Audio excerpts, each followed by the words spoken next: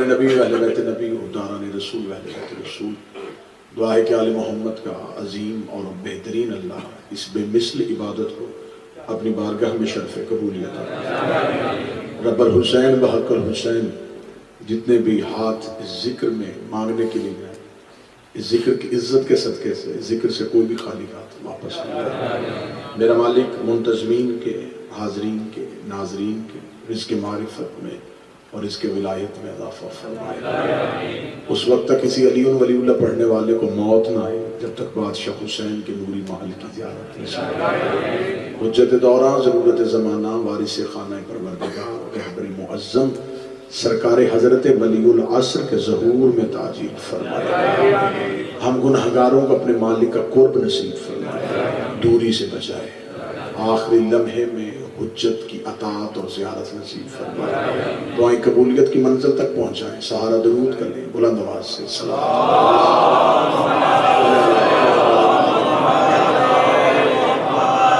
اجازت ہے ذکر شروع کیا جائے۔ سلسلہ گفتگو ذہان عالیہ میں محفوظ ہوگا ہے سورہ مبارکہ النساء سے ایک آیہ کریمہ موضوع سخن قرار پائی ہے، اور مسلسل گفتگو ہو رہی ہے کہ خدا چاہتا ہے کہ بشر مجھے سمجھے، لیکن خدا نے انسان کو اپنا آپ سمجھانے کے لیے جن ہستیوں کو وسیلہ قرار دیا، خدا انہی ہستیوں کے ذریعے سے اپنی پہچان کروانا چاہتا ہے۔ خدا چاہتا ہے کہ میں پہچانا جاؤں، لیکن ہستیوں کے ذریعے سے۔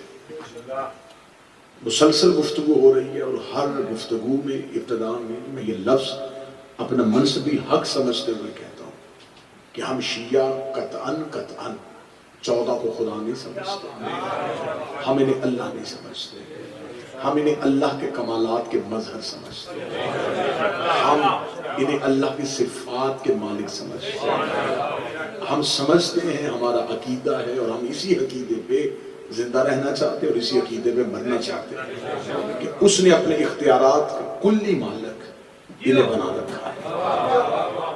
اب انسان یہ چاہتا ہے کہ وہ خدا تک پہنچے، لیکن درمیان میں حجت نہ ہو۔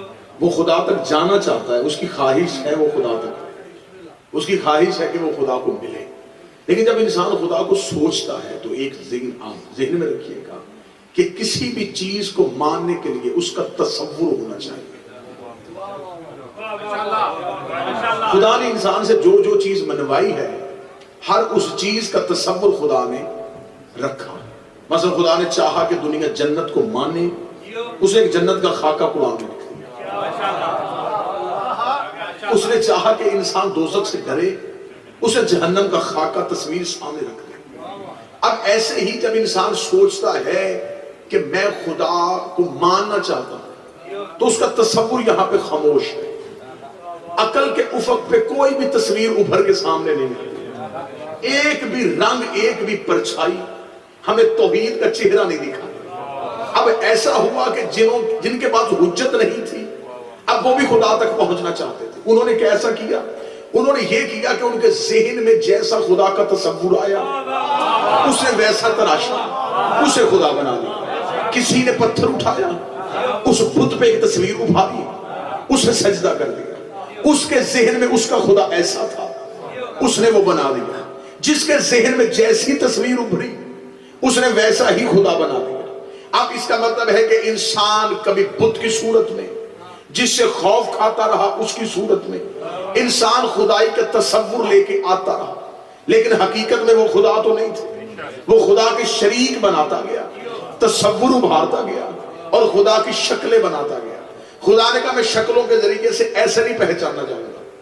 اب خدا تک ہم نے پہنچنا تھا، کل بھی میں نے گزارش کی تھی، ہمیں اس خدا کی زبان تلاش کرنی تھی، ہمیں اس خدا کا لہجہ تلاش کرنا تھا۔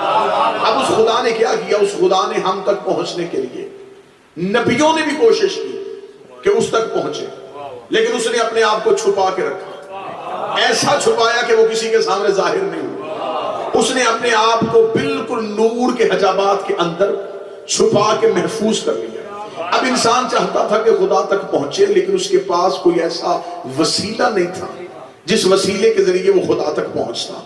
یہ مذہب آل محمد کی ہم پہ مہربانی ہے کہ انہوں نے ہم سے اتنا خوبصورت اللہ منوایا، اتنا بہترین خدا منوایا کہ اب ہمیں عقیدہ توحید سے کوئی ہلا ہی نہیں سکتا، کیونکہ ہم نے اللہ تصور سے نہیں مانا، ہم نے اللہ صفات سے مانا ہے، ہم نے اللہ کمالات سے مانا ہے۔ اس نے اپنی صفتیں ظاہر کی، اس نے اپنے کمال ظاہر کیے، ان صفتوں کے ذریعے سے اس نے ہم تک اپنی پہچان کروا دی۔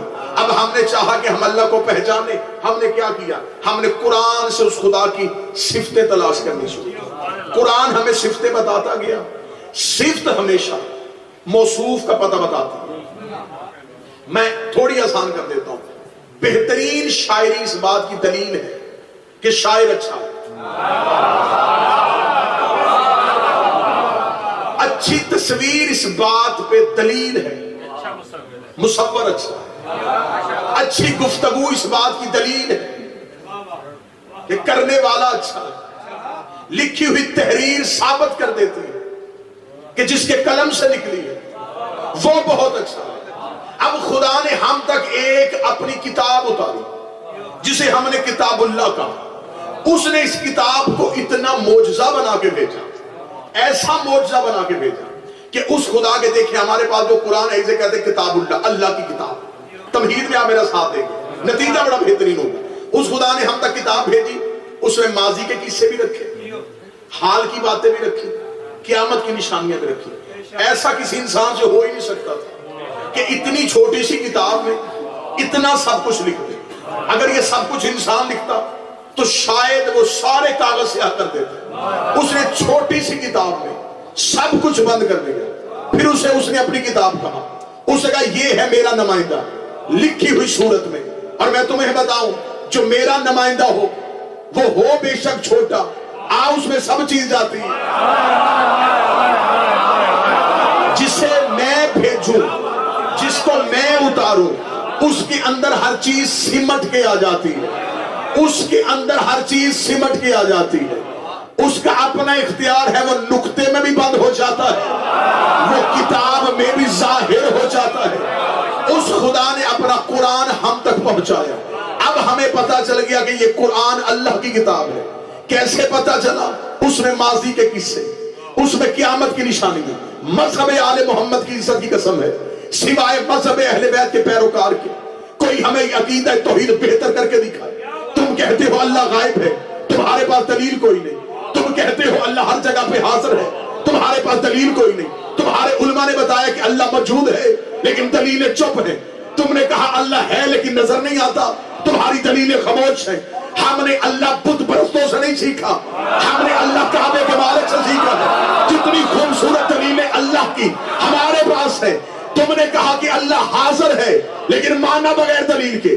ہم نے اللہ ہر جگہ پہ پایا، ہمارے پاس دلیل ہے، دلیل بھی بڑی وزنی ہے۔ جب رسول کے پاس صحابی ہے، یا علی ہم میں جھگڑا ہو گیا ہے، کس بات کا رسول کا جھگڑا؟ یہ کہتا علی نے میرے گھر افطار کیا۔ تھوڑی سوال تو مدد کیجیے، آج ہمیں عقیدہ توحید تک پہنچنا۔ یہ کہتا ہے یا رسول اللہ، یہ صحابی کہتا ہے کہ افطار کے وقت علی میرے گھر، یہ کہتے علی میرے گھر، یہ کہتے علی میرے گھر۔ صحابہ چلاتے رہے، رسالت مسکراتی رہی۔ انہوں نے کہا یا رسول اللہ ہم تو عدل کی بھیک مانگنے آئے تھے، آپ مسکرا رہے ہیں۔ فرمایا میں انصاف کیسے کروں، میں تو خود فریق ہوں۔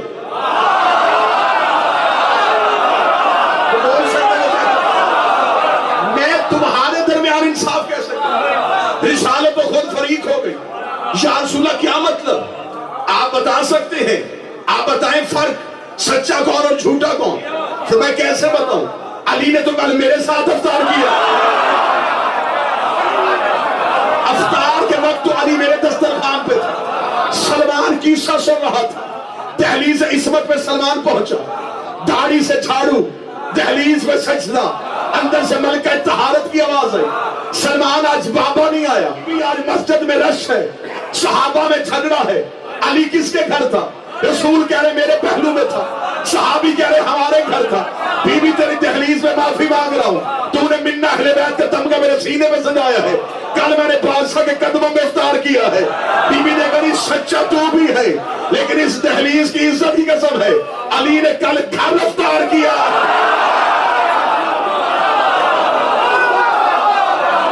علی نے گھر میں افطار کیا۔ مجھے مشیت توحید کی قسم، ابھی یہ جھگڑا جاری تھا، یہ جبرائیل نے اپنے پر رسول کے قدموں پر رکھے، فرمایا جھگڑا تمام کر دے، ان میں جھگڑا ہو رہا ہے، تو بھی بحث کر رہا ہے۔ علی کل مشیت کا مہمان تھا، علی کل توحید کا مہمان تھا۔ اس کا مطلب ہے تمہارے پاس اللہ کے حاضر ہونے کی دلیل کوئی نہیں۔ علی نے ہر جگہ پہنچ کے ثابت کر دیا کہ جب اس کا نمائندہ ہر جگہ جا سکتا ہے، یہ اس کی ہر جگہ ہونے کی دلیل ہے۔ تمہارے پاس حاضر کی دلیل نہیں، تمہارے پاس غائب کی دلیل نہیں۔ علی نے ہر جگہ پہنچ کے اس کی توحید ثابت کی۔ مہدی نے غائب ہو کے بتایا کہ میں بھی ہوں اور نظر نہیں آتا۔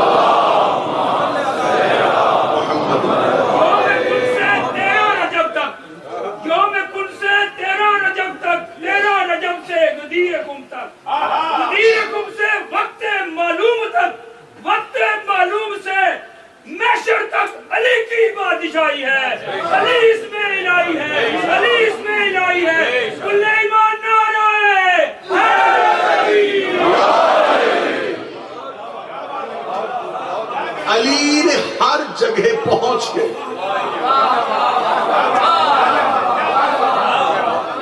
اب یہاں پہ جب یہ تقریر نشر ہوگی، یہ نیٹ پہ جائے گی، جہاں دیکھی اور سنی جائے گی، فوراً رد میں دلیل آئے گی۔ یہ تو شیعہ کتابوں میں لکھا ہے۔ علی ہر جگہ پہ کیسے جا سکتا ہے؟ اسی ملا کا گلا میں ابھی بند کرنے لگا ہوں، تیرے سوال کا گلا میں ابھی گھونٹنے لگا ہوں۔ تو نے انکار دیا کسی کتاب میں ہے ہی نہیں کہ علی ہر جگہ پہ ہے۔ رکھ سر پہ قرآن، یہ شیطان ہر جگہ پہ کیسے چلا گیا؟ نا تجھے امام بارے میں نہیں، تیری جیسی سوچ ہے میں تجھے مثال بھی ویسے دیتا ہوں۔ تجھے علی کا فضائل بارے میں نہیں، تو مجھے بتا شیطان ہر جگہ پہ پہنچ کے گمراہ کیسے کر سکتا ہے؟ کہتا نہیں اس کے پاس اللہ کی دی ہوئی طاقت ہے، پھر ڈوب کے مر جا۔ اللہ دشمن کو طاقت دے سکتا ہے، حجت کو طاقت نہیں دے سکتا۔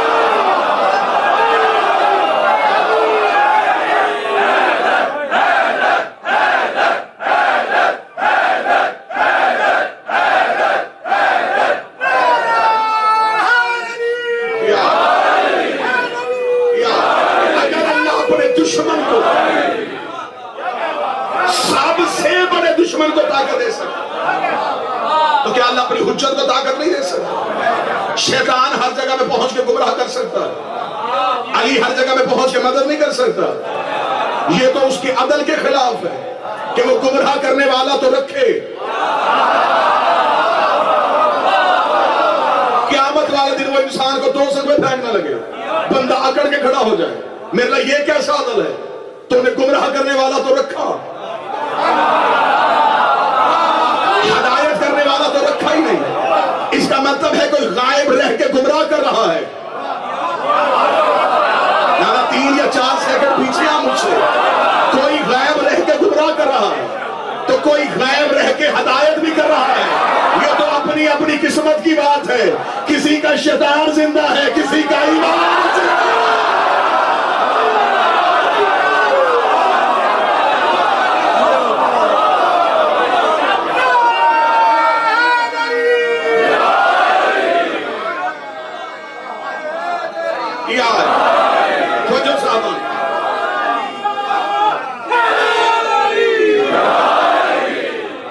کسی نے شیطان زندہ رکھا، کسی نے امام زندہ رکھا، اور با خدا مجھے بادشاہ کی عزت کی قسم ہے، میرا کبھی کبھی دل کرتا ہے جو مولوی علی کے اختیار نہیں مانتا اسے سامنے بٹھاؤں، قرآن اس کے اپنے ہاتھوں میں رکھوں اور قرآن سے اسے ابلیس کے اختیار سناؤں.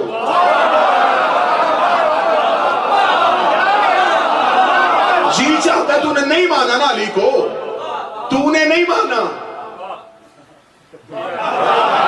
نا اس غلط فہمی میں نہ رہنا کہ تو نے علی نہیں مانا. علی تیری سبق میں آیا ہی نہیں. تو نے علی سے انکار نہیں کیا، علی نے تجھے پیچھے کر دیا، کیونکہ خدا کا وعدہ ہے انتم الرجسا اہل البیت ویطہرکم تطہیرا، جو بھی تم سے دور ہے وہ رجس ہے. یہ تو علی کی مرضی ہے نا، علی جسے چاہے اپنا بنائے. علی کو منتوں والا پیر ہے. علی کو کیا حکومت چاہیے تھی؟ ابلیس کے اختیار قرآن سے پڑھ. یہی مجمع میرے بول کے تائید فرمائے گا. خواب دیکھا ابراہیم نے، اسماعیل کی ماں ہاجرہ کو بھی نہ بتایا. ماں نے پوچھا بیٹا لے کے کہاں جا رہا ہے؟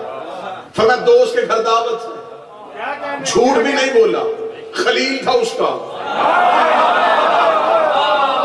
خلیل ہی کو تو دوست کہتے ہیں. دوست کے گھر دعوت ہے. ابراہیم اسماعیل کو لے کے گیا اور تفاسیر قرآن کہتے ہیں دروازے میں دستک ہو گئی تھی. ابلیس روح بدل کے آیا. اس نے بی بی ہاجرہ کو آ کے مخبری کر دے.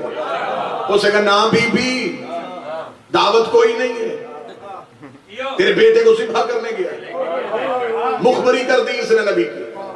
ہمیں تب سے پتا چل گیا جب بھی کوئی نبی کی مخبری کرے وہ شیطان ہوتا ہے. اللہ تعالی بات کہاں تک پہنچی ہے، اس کے سر کے اوپر سے گزر گئی ہے. اس نے مخبری کی نبی کی. اس کا نام بی بی دعوت کوئی نہیں. اب رکھ مولوی کے سر پہ قرآن، جو خواب نبی نے بیوی کو نہیں بتایا. نا قریب تو ہو میری طور پہ. جو خواب اسماعیل نے ماں کو نہیں بتایا، ابلیس کو کیسے پتا چل گیا؟ مولوی اکٹھے ہو گئے جی ابلیس کے پاس اتنی طاقت ہے، وہ نبیوں کے مزاج سمجھ سکتا ہے. پھر تجھے غیرت نہیں آتی؟ ابلیس نبیوں کے مزاج سمجھتا ہے، علی نوکروں کی دعائیں بھی نہیں سکتا.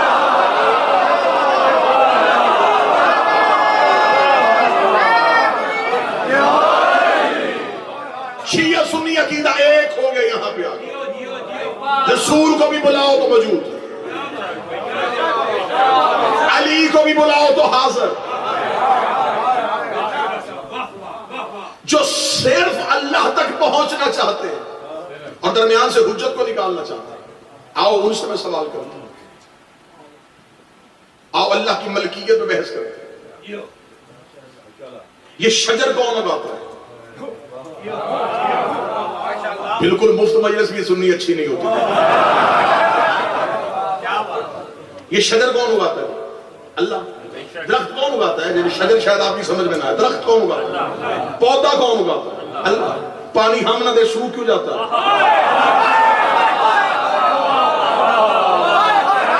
بھائی پودے کا خالق تو اللہ تھا، تو نے پانی نہیں دیا وہ سوکھ گیا. بچے کا رازق کون؟ ماں دودھ نہ پلائے مر کیوں جاتا ہے؟ پہنچنا سیدھا اللہ تک. تجھے تو وسیلہ بارے میں نہیں. ابھی تو میں نے آل محمد کا موضوع چھیڑا ہی نہیں. تو پودے کو پانی نہ دے وہ مر گیا. بچے کو ماں دودھ نہ دے اس کی موت کا خدشہ. شفا کون دیتا ہے؟ فیس ڈاکٹر کو کیوں دیتے ہیں؟ میں تو مثالوں سے سمجھا رہا ہوں نا سارے. ابھی جو بندے سنجیدہ موڈ میں بیٹھے ہیں، ہاسپٹل کے جو کاؤنٹر ریسیپشن اس کے پیچھے حدیث لکھی ہوتی ہے وَإِذَا مَرِضْتُ فَهُوَ يَشْفِينِ. میں جب بھی مریض ہوتا ہوں میرا اللہ مجھے شفا دیتا ہے. اور جہاں پیچھے وہ حدیث لکھی ہوتی ہے وہی فیس لے رہے ہوتے ہیں. اب بندہ دیتے ہوئے پیسے دے کے پرچی پھر واپس لے. یہ کس چیز کے پیسے؟ یہ ڈاکٹر کے. یہ حدیث کس کی ہے؟ رسول کی. شفا کون دیتا ہے؟ اللہ. تو جب دینی اللہ نے اس کے پیسے کیوں لے رہے ہیں؟ وہ کہتے جاہل نہ بن، دیتا وہ ہے، اس نے اس کی عقل میں اتنی طاقت رکھی ہے. یہ شفا نہیں، یہ دوا دیتا ہے. شفا وہ دیتا ہے، دوا یہ دیتا ہے. تجھے حکیم کے نسخے پہ یقین ہے، حکمت کے دروازے پہ یقین ہے.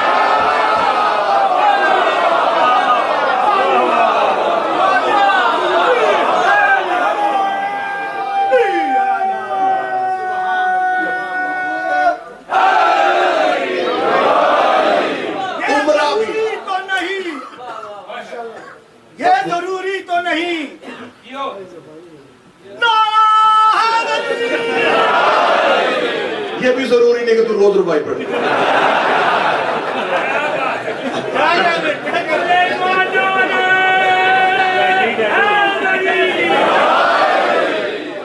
میں نے پہلے دن کہا تھا یاد کر کے سوچو صاحب، شفا کون دیتا ہے؟ درود پڑھتے پڑھتے تھوڑا تھوڑا آگے تشریف لے. اللہم صلی اللہ، تھوڑا آگے تشریف لے. درود پڑھتے پڑھتے تھوڑا تھوڑا آگے تشریف لے.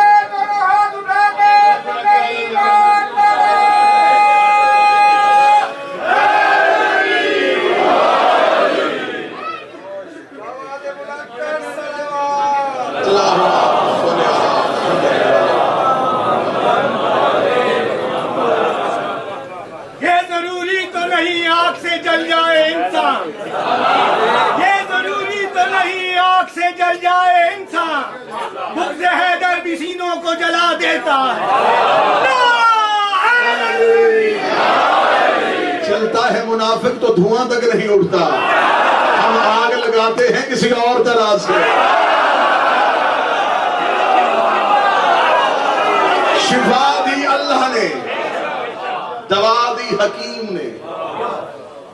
اس کا مطلب ہے جتنے عمرہ ہیں نا، امیر لوگ ہیں، وہ بھی یہاں تمہارے ملک میں آگے علاج کرواتے. ڈاکٹر عیسائی ہے، یہودی ہے، اس سے کہا مجھے شفا لے دے. وہاں مولوی نے کلمہ شرط رکھا ہی نہیں.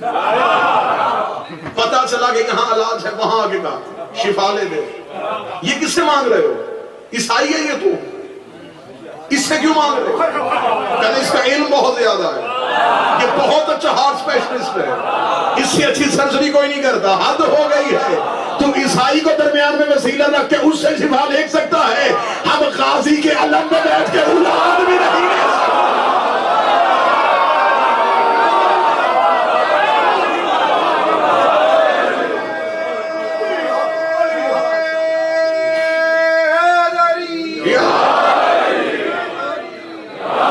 اچھا، جنہوں نے سیدھا اللہ تک پہنچنے کی کوشش کی، ایک بہت بڑا ملک ہے جو اس عقیدے کے پیچھے. ہاں، یہ ذہن نہیں ہے، یہ ایک حکومت کا عقیدہ ہے. وہ عقیدہ پوری دنیا میں نشر کر دیا گیا اور کیا بغض آل محمد، کیونکہ ان کے پاس کوئی ایسا تھا نہیں جو اللہ سے ملا سکے. اور انسانی فطرت ہے، انسان کے پاس جو چیز نہ ہو وہ دوسرے سے حسد کرتا ہے. بالکل یہی حسد عقیدے میں ہو. علی کو مان نہیں سکتے تھے، وسیلہ چن نہیں سکتے تھے، اب الٹی گنگا بہا دی، ہے ہی نہیں وسیلہ، بغیر وسیلے کے اللہ تک پہنچو. جنت البقیع میں ایک بہت بڑا بورڈ لگا ہوا، جنت البقیع کے مین گیٹ سے آپ انٹر، سامنے بورڈ لگا ہوا، اس میں عربی میں قرآن کی آیت، نیچے اس کا انگلش میں ٹرانسلیٹ، فارسی میں، مختلف زبانوں پہ کیا، نیچے باقاعدہ ایک پیڈ مولوی کھڑا ہے جو جنت البقیع میں آنے والوں کو روکتا ہے، روک کے اشارہ کرتا ہے کہ یہ قرآن پڑھو. قرآن کہتا ہے کہ انہیں تم کیوں پکارتے ہو جو مردہ ہے. یہ آیت پڑھ کے وہ ایک اشارہ کرتا ہے روضہ رسول کی طرف، ایک اشارہ کرتا ہے آل رسول کی قبروں کی طرف. پھر کہتا ہے کہ خدا کہہ رہا ہے انہیں نہ پکارو جو مردہ ہیں. یہ جملہ کہنے کے بعد بندے وہیں کے وہیں کھڑے ہوتے ہیں، وہیں سے واپس آتے ہیں. وہ کہتے ہیں جو بندہ کھڑا ہی مکے اور مدینے میں کوئی ان سے زیادہ علم کون جانتا. روزہ رسول کے سامنے کھڑا ہو کے وہ سمجھا رہا ہے. وہاں سے عقیدہ خراب ہوا. اور جو خراب عقیدہ لے کے آتا ہے وہ اللہ کی مہربانی سے پاکستان پہنچتے پہنچتے خود مفتی ہو جاتا ہے، اور بندے اس کی بات مان لیتے ہیں کہ حاجی صاحب سے زیادہ کون جانتے ہیں، یہ تو وہاں سیر سن کے آئے۔ آئیے ایک لمحے کے لیے قرآن سے پوچھتے ہیں کہ مردہ ہے کون؟ فیصلہ کر لیتے ہیں، یہ جتنا مجمع ہے یہ جج بن جائے۔ آئے قرآن سے پوچھتے ہیں۔ تم نے کہا نا کہ مردہ سے نہیں مانگنا، ہم بھی کہتے ہیں، ہم کب مردوں سے مانگتے ہیں؟ ہم تو ان سے مانگتے ہیں جو مردہ ہیں۔ آؤ قرآن سے پوچھتے ہیں، میرے اللہ مردہ کون ہے؟ خدا کی آواز آئی کہ زمینیں بھی مردہ ہیں۔ نہیں الارض، کچھ زمینیں ایسی ہیں جو مردہ ہیں۔ میرے مالک وہ زمینیں کون سی ہیں جو مردہ ہیں؟ فرمایا اخرجت الثمرات، جو پھل نہیں دیتے، جو اناج نہیں دیتے، جو مالک کو کچھ نہ دے، وہ مردہ۔ اچھا، جتنی آیتیں اللہ نے مکہ کے کافروں کے لیے بھیجی تھی مولویوں نے مسلمانوں میں فٹ کر دی، یہ آیت آئی تھی مکہ کے بتوں کے لیے۔ ان سے کہہ دیں، ان کو کیوں مانگتے ہو؟ یہ تمہارے پکارنے پہ تو آتے نہیں، انہیں سجدہ کیوں کرتے ہو؟ یہ تو مردہ ہیں جو تمہارے بلانے پہ نہیں آتے۔ اگر مجمع ساتھ دے تو میں ایک صدر کہنے لگا ہوں، 2 4 6 بندے وصول کر کے ہاتھ اٹھا کے تائید کا حق ادا کر دے نا۔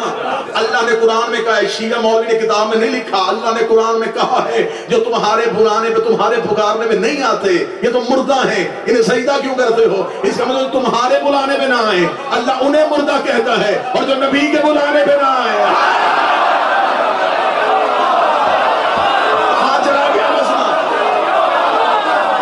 جو تمہارے کہنے پہ نہ آئے، جو تمہارے بلانے پہ نہ آئے۔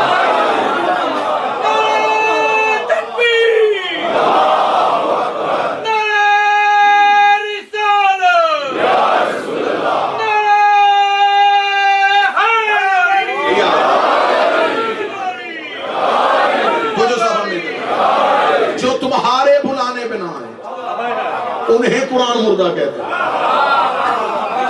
مردہ ہے۔ توجہ میری طرف کیجئے، خدا کے واسطہ بہت نہ خراب کیجئے گا، مردہ ہے یہ۔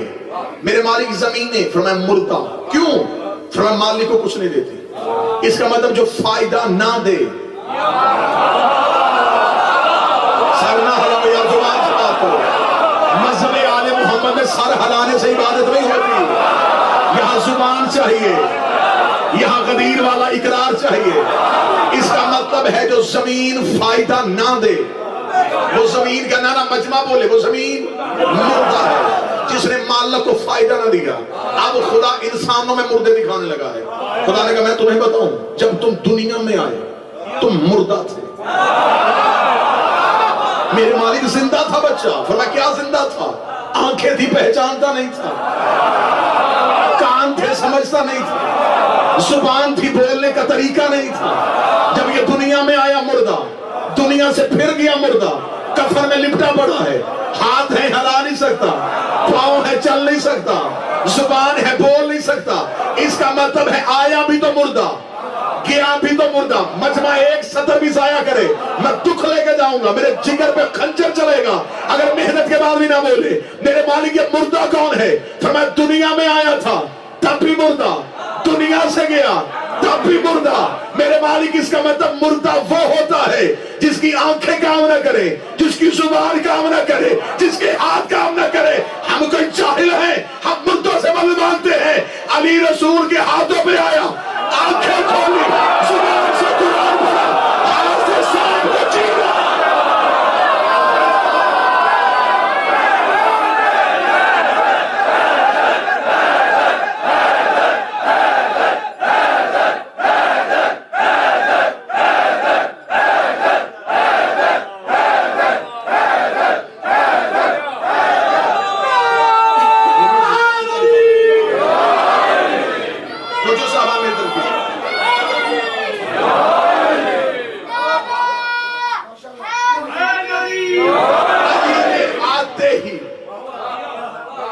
رسالت کے دیدار، زبان سے قرآن پڑھا، ہاتھ سے ازدھر کو چیرا۔ اس کا مطلب آنکھیں بھی کام کی، ہاتھ بھی کام کیے، زبان بھی بولی. خدا نے کہا آتے بھی مردہ تھے، چاہتے بھی مردہ تھے. انہوں نے آتے قرآن پڑھ کے دکھایا کہ ہم زندہ آتے ہیں. حسین نے نیزے کی نوک میں قرآن پڑھ کے بتایا ہم آنے سے پہلے بھی زندہ، جانے کے بعد بھی زندہ.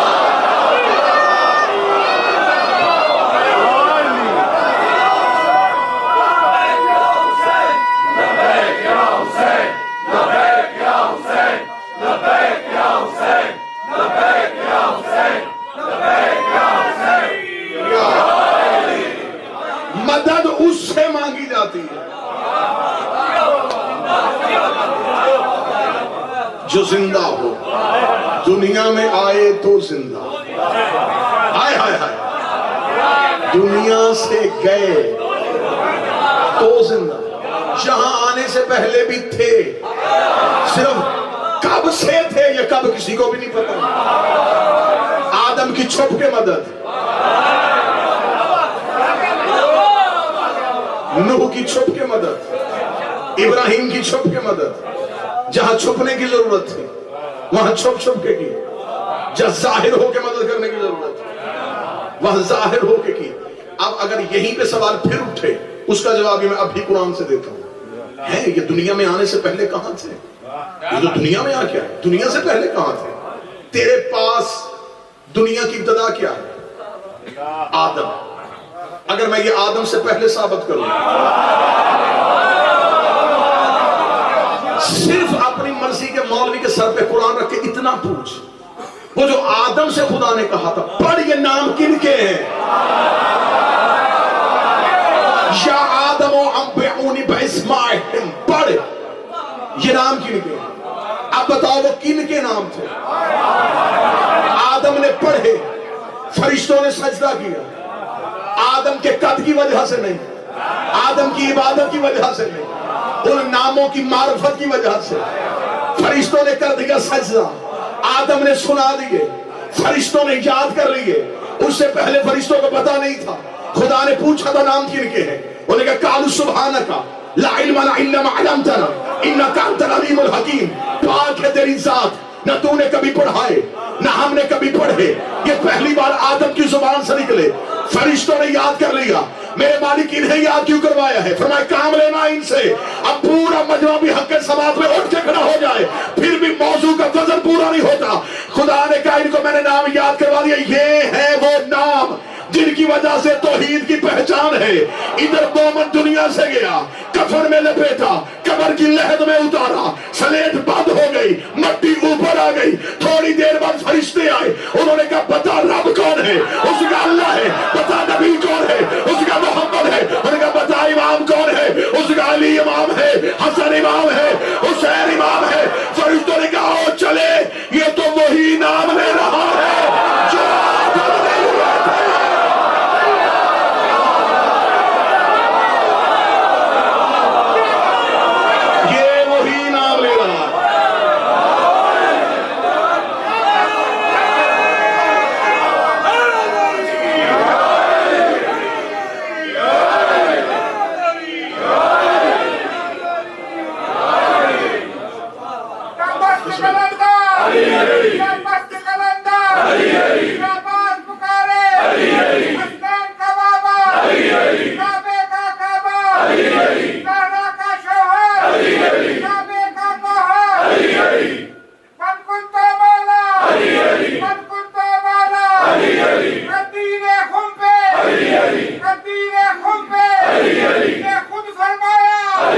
میں اس کا مولا، میں جس کا مولا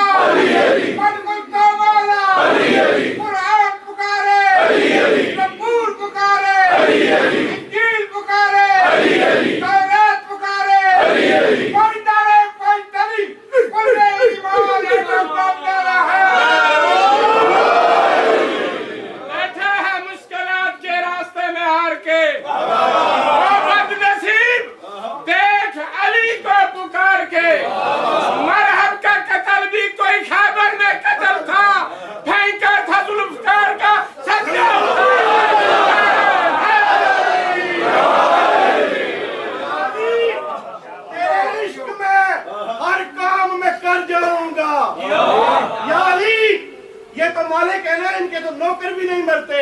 یعنی تیرے عشق میں ہر کام میں کر جاؤں گا اور مثل گل میں تیرے پیروں میں بکھر جاؤں گا. اور یعنی میں تو آؤں گا لحد میں تیرے جلووں کے لیے، تیرا دیدار میں پاؤں گا تو مر جاؤں گا.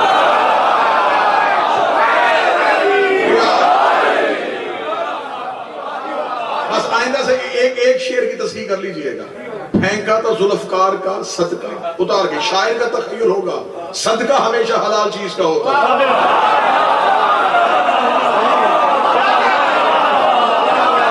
ہاں وہ صدقہ کہاں علی کی تلوار. ایک مجلس چاہیے کہ علی کی تلوار کیا تھی، تو اس تلوار کا صدقہ کیا ہونا چاہیے. بس اس کا مطلب ہے مالک وہ ہے، ملکیت ان کے پاس ہے. قرآن کا وارث وہ ہے، وراثت ان کے پاس ہے. جنت کا مالک وہ ہے، وارث یہ ہے. دو چیزیں اس دنیا میں اللہ کے نام سے پہچانی جاتی ہیں، کتاب اللہ اور بیت اللہ. اللہ کی کتاب، اللہ کا کلام. کتاب ثابت ہو چکی، پچھلے 3 مجلسوں میں بھی ثابت ہوئی کہ وارث یہی آل محمد. میرے مالک یہ تیرے گھر کا مالک کون؟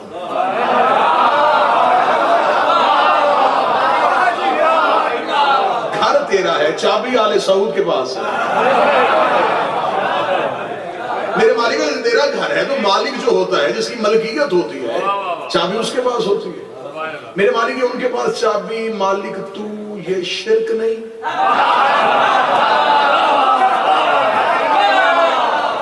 میرے مالک چاہیے تو یہ تھا نا، تیرا گھر ہے، معجزہ ہے، دروازہ اس کا بند رہتا تو جب چاہتا کھلتا، جب چاہتا بند ہوتا. تیری مرضی سے کوئی آتا، تیری مرضی سے کوئی جاتا. یہاں 2 ٹکے کا بندہ ہو، اس کے گھر بغیر اجازت کے نہیں جایا جاتا. مالک تو کائنات کا ہو، تیرے گھر میں جس کا جی چاہے منہ اٹھا کے چلا جائے. میرے مالک تیرا گھر ہے، چابی تیرے پاس ہونی چاہیے. تو نے دروازہ کھلا کیوں رکھا؟ تو میں دروازے پہ قابضوں کا قبضہ ہو گیا تو پھر میں کیا کروں؟ جب مالک آئے گا وہ در سے نہیں آئے گا، وہ جہاں سے جی چاہے گا. مالک در کا محتاج.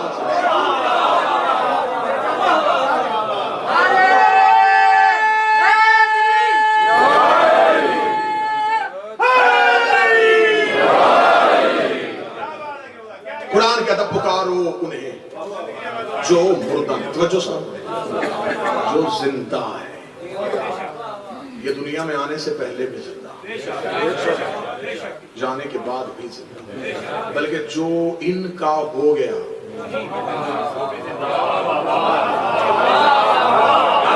انہوں نے اسے بھی زندہ کر دیا. ہم ماتا علی حب آل محمد ماتا شہیدہ، جو آل محمد کی محبت میں مرا. اچھا حدیث بھی ہونی چاہیے تھی جس نے آل محمد کی محبت میں زندگی گزاری.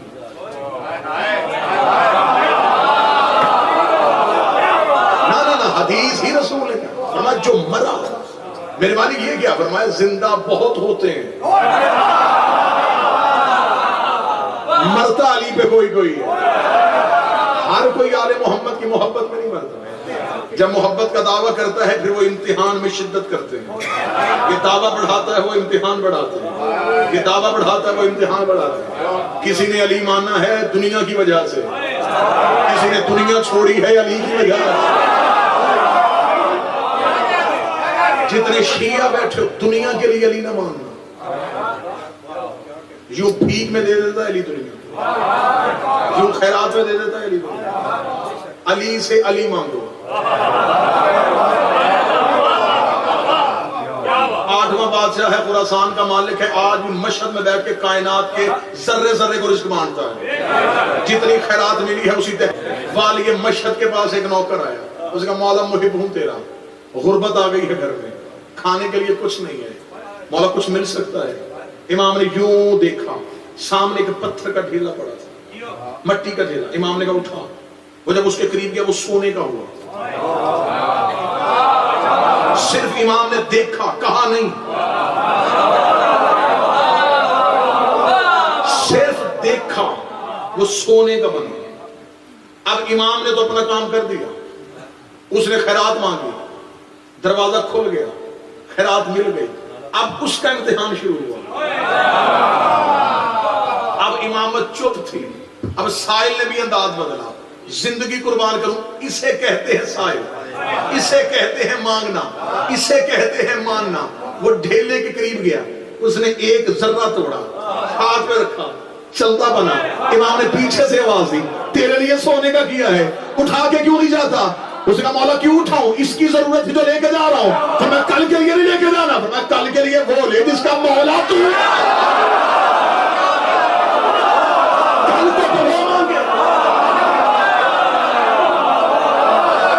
کل پھر آؤں گا, خیرات پھر دے دینا. دنیا کے لیے آل محمد کو نہیں, ان کے ہو دنیا چھوڑ. علی کے لیے دنیا چھوڑنی پڑتی ہے, دنیا کے لیے علی نہیں ماننا. میں نے ہر مجلس میں کہا ہے, بار بار کہا ہے, اس چراغ کا کوئی فائدہ نہیں جو صرف منت کے لیے جلے. چراغ وہ ہے جو حب کا چلے. تب ہی نیاز مانڈو گے جب مراد پوری ہوگی.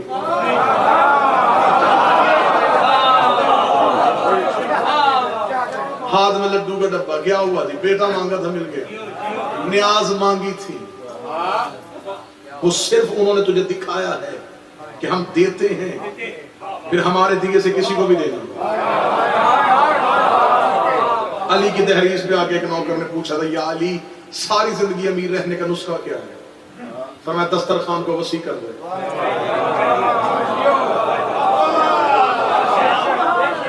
تو کھلانا شروع کر. مولا امیر نے فرمایا, مولا نے فرمایا دنیا کی دولت پانی ہے, بہتی رہے تو رواں رہے گی, جہاں روکو گے بدبو پیدا ہوگی, نہ پھر تمہارے کام کی رہے گی نہ کسی کے کام کی رہے گی. کل کی فکر وہ کرے جس کا امام نہ ہو. ہم بلاتے ہیں, وہ آتے ہیں, اس کی تمام مملکت میں ان کی بادشاہت, مکمل تصرف ہے, ان کا مکمل اختیار ہے. ہم نے اس لیے انہیں ولی اللہ مانا ہے. اب اسی لفظ پہ ولی پہ انشاءاللہ بشرط زندگی و صحت, اگر سانس کربلا سے اور رزق علم والی نجف سے کل آپ کے سامنے لفظ ولی پہ گفتگو. روز رونے کی راتیں ہیں, تڑپنے کی راتیں ہیں, چند راتوں کا مہمان رہ گئے.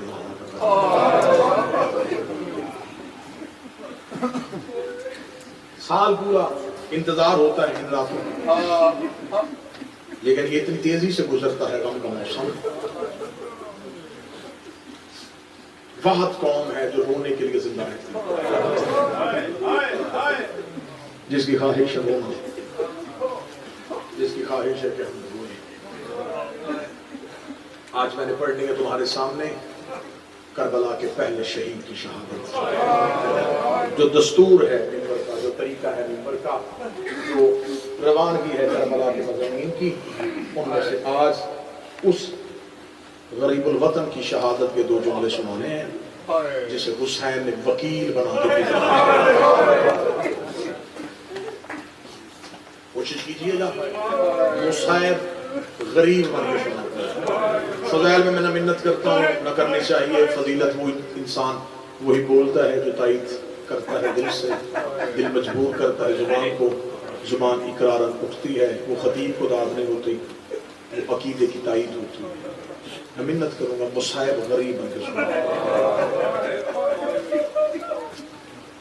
میرے چھٹے امام مجلس پڑھ رہے تو سامنے بیٹھا ایک شخص مصعب پہ چہرے سے کپڑا رکھ کے رو رہا ہے. امام نے ممبر چھپا, امام نے اس کے ہاتھ سے رومال چھینا. امام نے چہرہ چھپا کے کیوں رو رہا ہے؟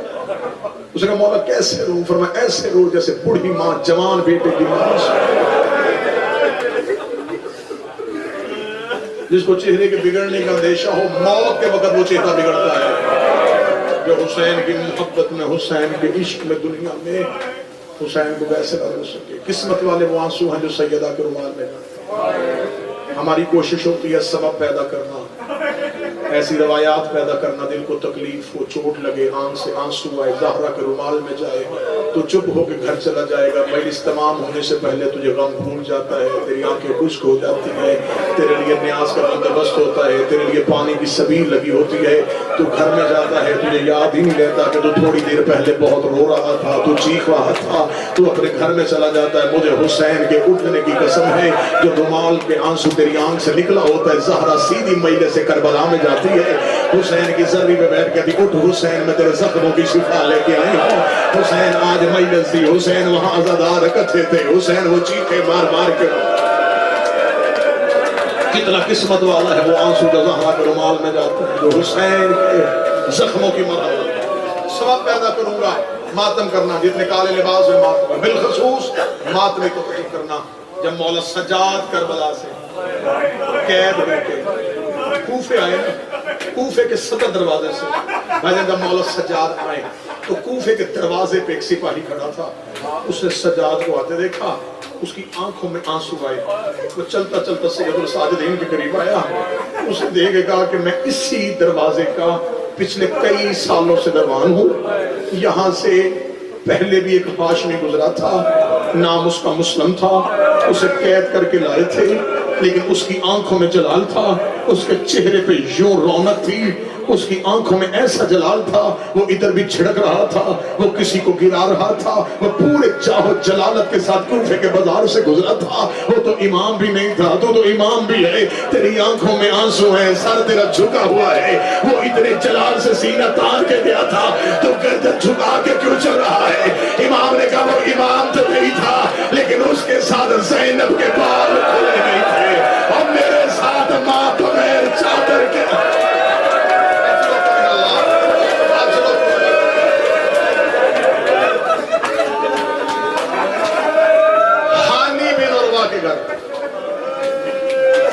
تاریخ کے اعتبار سے دو لفظ سنانا چاہتا ہوں، یقیناً آپ سماعت فرمائیں گے، حانی کے گھر آ کے پیرا، آج بھی جو کوفے کے زائر بیٹھے زیارت کرتے ہیں، جناب حانی کی زیارت، یہ میزبان تھا مسلم بن عقیل کا، عاشق تھا حسین ابن علی کا، کوفے کے عمرہ میں اس کا شمار ہوتا تھا، کوفے میں اس کا اثر رسوخ تھا، جناب مسلم نے اس کے گھر میں پناہ لی، اس کے گھر میں ایک کمرہ جہاں جناب مسلم کو پناہ، وہاں ایک پردہ تھا، تاریخ میں دو روایات ملتی ہیں، پہلی روایت یہ ہے کہ ملعون ابن زیاد،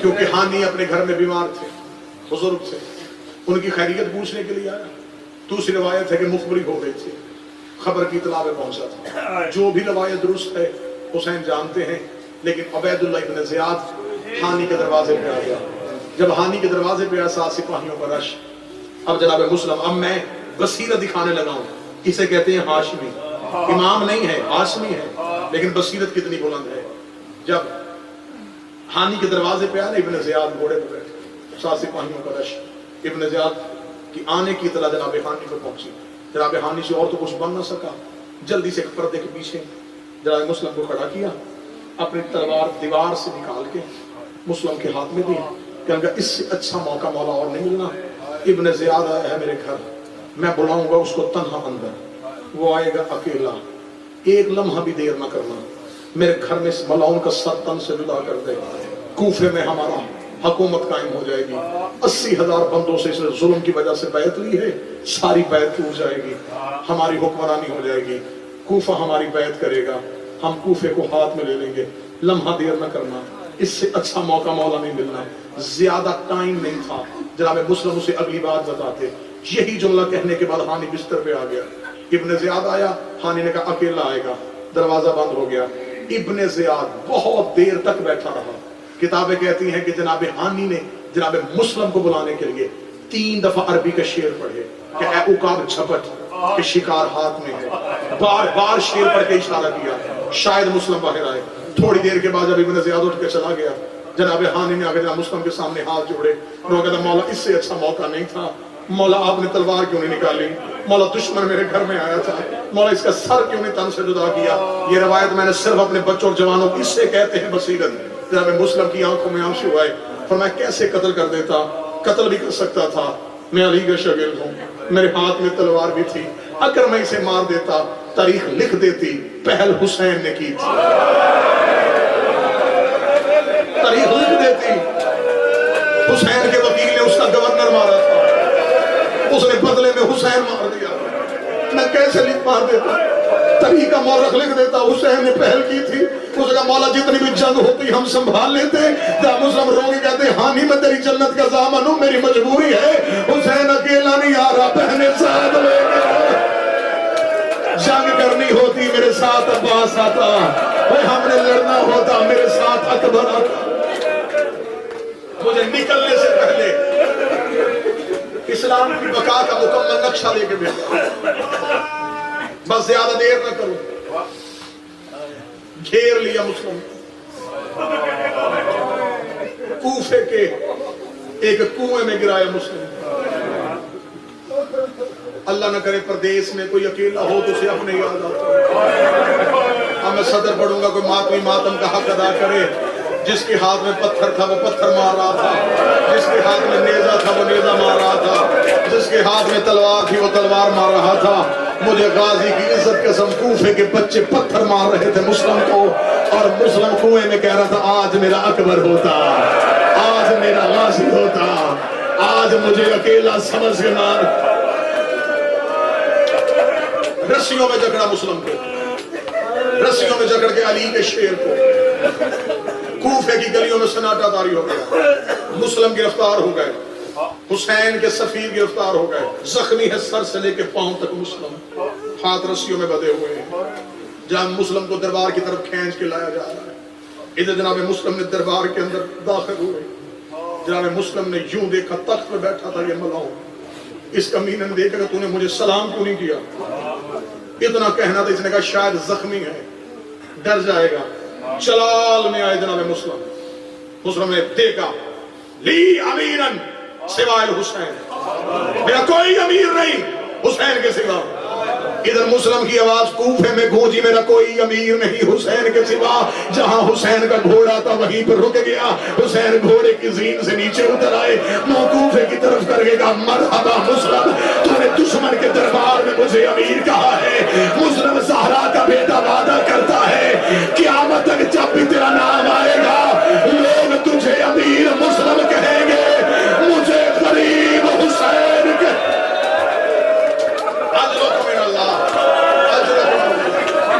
حوصلے کے ساتھ تو نے مجھے دشمن کے دربار میں امیر کہا۔ اگلی روایت میں ڈر بھی رہا ہوں، ہر آنکھ کا شکار ہے، یہ مجھے مہمان سمجھ کے حسین غزا کر سمجھ کے معاف کرنا، جملے کتاب میں نہ ہوتے میں کبھی منبر پہ نہ پڑھتا۔ اتنا کہنا تھا، اس بے غیرت کو جلا لایا۔ اس نے غصے میں سپاہی کو اشارہ کیا، جو سپاہی مسلم کے قریب کھڑا تھا، اس نے تلوار کا وار کیا، مسلم کے دونوں ہونٹ کٹ گئے۔ جناب مسلم کے دونوں ہونٹوں کا کٹنا تھا۔ حسین نے جگر پہ ہاتھ رکھا، ہاتھ رکھے گا نانے کے دین کی قربانی۔ اب ہونٹ کٹے ہوئے ہیں، یہ ابرو پہ زخم ہے، آنکھ میں خون، ہونٹ کٹ چکے ہیں۔ پانی کا پیالہ مسلم کے سامنے آیا، پینے کا ارادہ کیا، ہونٹ کے خون کے قطرے پانی میں آئے، مسلم نے پانی واپس کیا، دوسرا پانی کا پیالہ آیا، مسلم پینے لگا، پانی پھر واپس کیا، تیسری بار خون گرا، مسلم کی آنکھوں میں آنسو آئے، دیکھتا شاید اسے میرا پینا منظور ہے۔ یہ کہہ کے پانی کے پیالہ واپس کیا، کسر امانہ کی بلندی پہ لے جا کے ان ملاؤموں نے جناب مسلم کو کھڑا کیا، ہاتھ بدے ہوئے، پاؤں بدے ہوئے، ہونٹ کٹے ہوئے، ابرو پہ زخم ہے۔ انہوں نے جناب مسلم کی گردن کو بار بار جھکا رہے ہیں، مسلم کی گردن جھک نہیں رہی۔ ادھر جلاد نے تلوار نیام سے نکالی ہے، حسین نے اپنے سر سے امامہ ریت اٹھا لیا، حسین ریت اٹھا کے اپنے سر پہ ڈال رہے تھے۔ عباس کی نظر حسین پہ پڑی، اب ماتمی جملہ معاف کرنا، غازی روتا روتا حسین کے قریب آیا، رو کے کہا مجھے بتا تیرے رونے کی وجہ کیا ہے؟ حسین نے کہا عباس مجھے باہوں میں لے لے، عباس میں غریب ہو گیا، عباس میں تنہا رہ گیا۔ عباس کی آواز ہے مولا تڑپنا، مولا مجھے رونے کی وجہ بتا۔ حسین نے کہا عباس وعدہ کر، اگر میں تجھے بتاؤں تو کوفے جانے